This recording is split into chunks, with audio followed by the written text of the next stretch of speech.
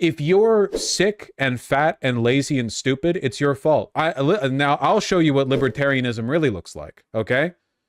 You're fat, unless you've got like a very specific set of conditions, that's in your control. You're lazy, that's in your control. You're stupid, that's in your control. Pick up a book, fatty, retard.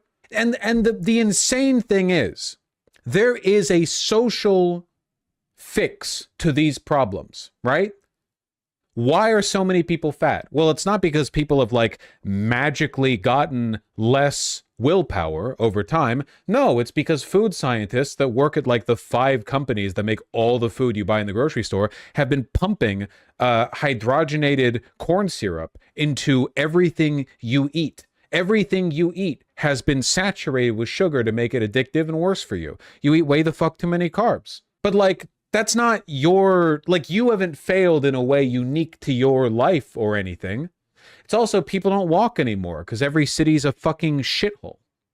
You know? Now, you can skill issue your way out of these problems. Corn syrup can't be hydrogenated. Don't get in the way of my rant.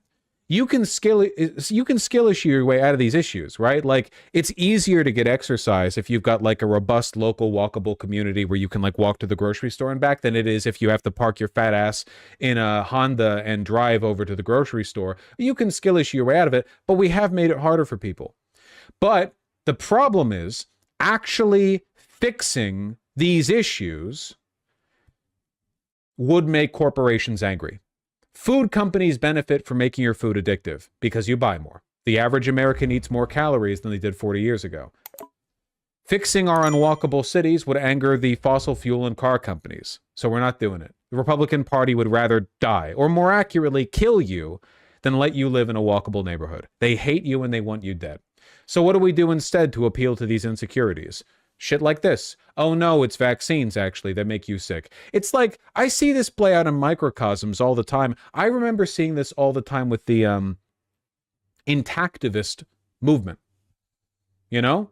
Like guys who think that, so to be clear, I think that circumcising an infant boy is immoral. It's genital mutilation.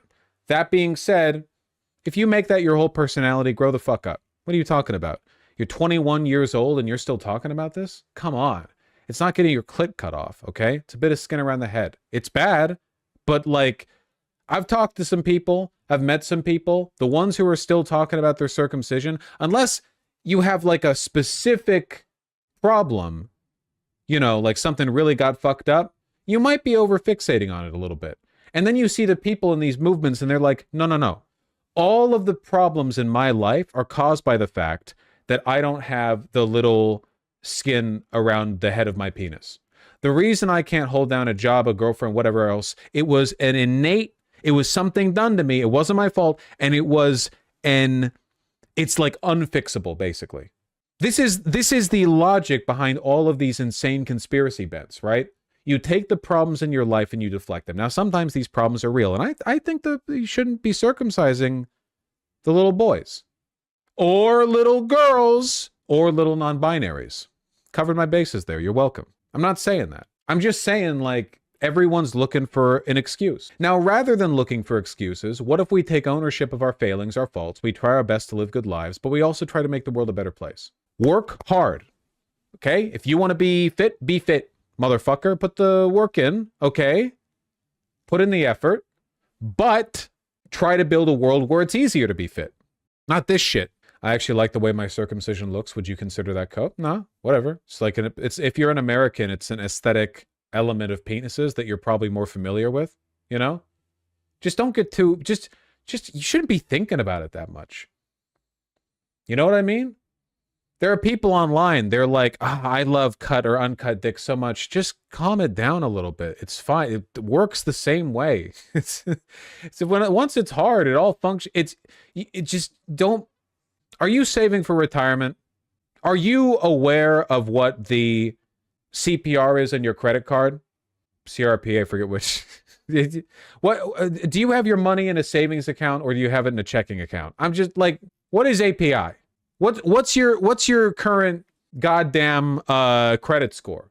I'm just saying there are other things you should be working on. APR? I said CPR, didn't I? Sorry. We were talking about dicks.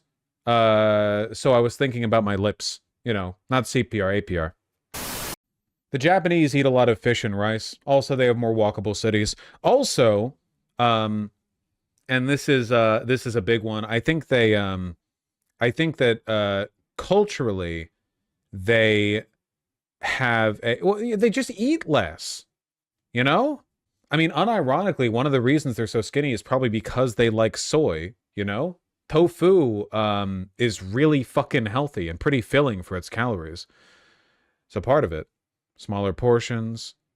Explain sumo wrestlers then liberal. Well, sumo wrestlers probably eat like 50 pounds of fish a day. They actually, it's all muscle, man. Have you seen, there's a video I saw of a UFC fighter trying to like push a sumo wrestler, or they're like trying to flip a sumo wrestler. The sumo wrestler was like an iron wall. The fighter can do anything, you know? What do you think about Italians having such a low obesity rate, even if they eat pasta and pizza all day? Well, my guess is that they don't eat pasta and pizza all day. Those are the foods that we know them for, but it's not like French are eating snails all day. They probably eat smaller portions. They probably do eat a lot of pasta. I doubt they eat pizza all the time. You know, pizza is probably more of like an accent food, I imagine. They walk a lot. What is the obesity rate over there, you know? Italy obesity rate. 12% obese. The rate of childhood obesity is around 30% in Italy. Obesity rates in Italian 2-year-olds are the highest in Europe, with a rate of 42%. Huh. Fat babies, true. It's probably the Mediterranean diet to an extent. Mediterranean diet's probably pretty good. I really like the, I think that we're at a unique disadvantage here when it comes to us being lard asses, because the real cause of people being really fat is usually, at least in America, it's the carbs, right? And the Mediterranean diet isn't that, it's not that carb dependent, right? You've got pasta and pizza, sure, but you've got like lots of cheeses, lots of like you've got like olive oils, lots of fruits and vegetables, fish, you know, yeah, meats and cheeses. Yeah, there's less, because here in America we grow so much wheat and corn. It gets so much of the stuff we eat is made into it, you know. Their pizzas are often thin crust. True. True. That's true. That's true. American bread is sweeter than bread in Europe. That's also true. It's food and time in front of the screens. It's not like America of the 70s to 80s was walkable. I mean, it was more than today. At least more people walked around than they do today. I'm pretty sure, like, overall, people spend more time inside. But I guess not walkable in terms of city design, more walkable in terms of, like, people just did more stuff outside back then because they didn't have video games or phones. It's not fucking walking, it's the diet. The walking's a big part of it. If you walk for an hour every day, not even like as exercise, but just because you're getting around to places, an hour of what? Isn't that like 400, 500 cal? That might boost the amount you can eat in a day by 25%, you know? Dancing also helps with calories. Well, it's exercise. Oh yeah, hold on. Average steps per day by country. Which country walks the most? From puregym.com. I trust you.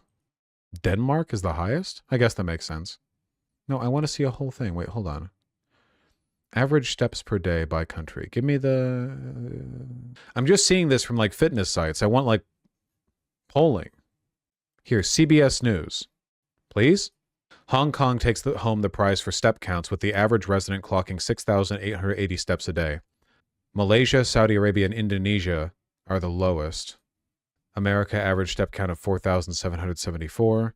Their glutes must be fantastic. Hong Kong's pretty walkable, right? It's gotta be. It's like a city-state. World's most and least active countries. I wonder why Indonesia is so inactive. I don't know enough about Indonesia to really have an opinion on that. Average daily steps in countries across the world. No, it's paywalled. Whatever, we need to move on anyway. It's a right-wing dictatorship, so... Yeah, so are we. What, are you trying to make a point? So is America.